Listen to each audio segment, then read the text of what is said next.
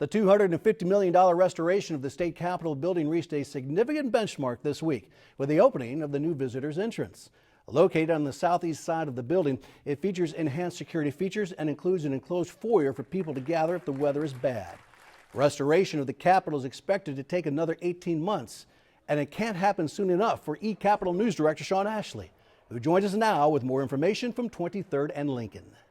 Shawn, an Oklahoma legislator wants to make it a hate crime to attack a law enforcement officer. What is he proposing?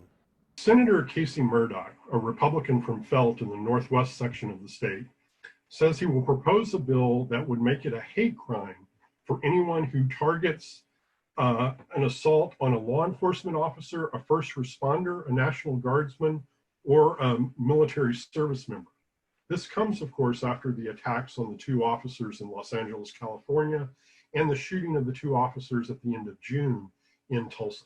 Shawn, there's been a lot of turmoil at the Parole and Pardon Board, but now they have a new leader, a familiar name.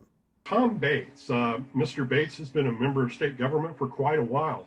Most recently, he's been serving as director of Governor Kevin Stitt's Front Porch Initiative, an effort to bring the social service agencies together to work collaboratively. Many people may remember his name, however, from his term as Governor Mary Fallon's Commissioner of Health during her last couple of years in office. Before that, he also served for 15 years in the Attorney General's office. Shawn, the White House Coronavirus Task Force has renewed its call for Oklahoma to adopt a statewide mask mandate. Why are they making that recommendation? For a couple of weeks, they did not make that recommendation on a statewide basis. They had a more targeted recommendation.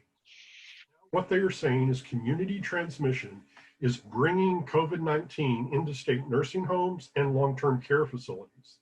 Specifically, they point out that 13% of those facilities have reported at least one resident contracting COVID-19 in the most recent one-week reporting period. They also note that 19% of the facilities report at least one staff member contracting COVID-19. And unfortunately, they indicate that 5% of the facilities during that time period reported at least one death. And maybe some good news here. State revenues are up a bit, but it could be short-lived. According to Stephen Harp, the director of the Office of Management and Enterprise Services, it very well could be. Collections exceeded those of the prior year, but when you look at the timing of things like the corporate income tax collections, as well as the downturn in the oil and gas industry, Director Harp indicates that we may see those revenues decline in the months to come. Shawn, thank you very much. You're very welcome.